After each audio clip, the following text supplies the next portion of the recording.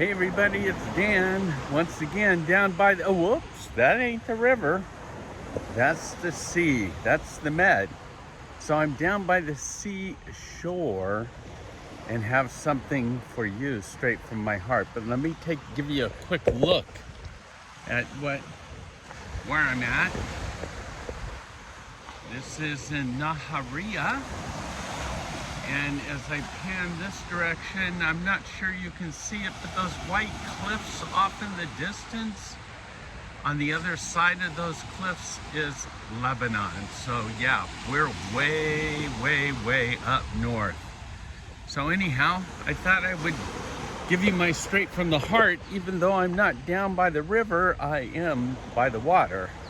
So in Israel, normally what happens to me is I have at least one dream that I just know is from the Lord. And I know it's like that, I've got something for you, and it may be cryptic or whatever, but it's like, file this away and think about it. And so my first night that I was in Jaffa, I had this dream. And I felt like the Lord said specifically to me, I want you to live the rest of your life beyond your means. That's an interesting phrase, beyond your means. And then I felt like, whoa, what in the world does that mean? And I felt like he then said, no, not temporal, but spiritual. I want you to live the remainder of your days, because see, I'm 74 and a half, and I'm kind of rounding the bend and heading for home. And I felt like the Lord wanted to be really specific with me in terms of how I'm to live my life as I head to the finish line. And so live beyond your means in a spiritual sense. Now, let me just pause, plant that in your mind, and then let me see if I can explain to you what it means to me. Living beyond my means spiritually, I felt like the Lord said, Dan, you've walked with me for a long time. You've got a reservoir that you're safe to give out of, but I want you to spend it all. I don't want you to hold anything back. And so in terms of the spiritual side of things, I felt like God said to me, live beyond your means in terms of prayer. I want you to pray more. I want you to pray more specifically. And then he went on to say, and I want you to read more. I want you to study more. Don't skim. Line by line, word by word, soak it all in. Live beyond your means.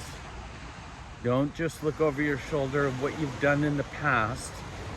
Focus on that finish line and study and read like you've never read or studied before. So prayer and study.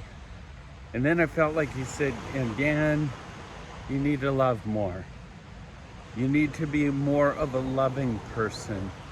Your personality, when people see you or talk about you, they need to say, that guy knew what it meant to love people. So I know I need to love more. And then finally, the last one beyond my means is to give. I need to be seen by the Lord and not just, there's warnings about giving in order to be seen. That's not what I'm talking about. I'm talking about giving not safely out of my reservoir with enough left over, but be willing to give as I've never given before. I want to be known in this life not only as a giver, a lover, one who prays, and one who, in a sense, studies. I want to be known as a believer and a follower of Jesus. And so that was my dream. Wake up,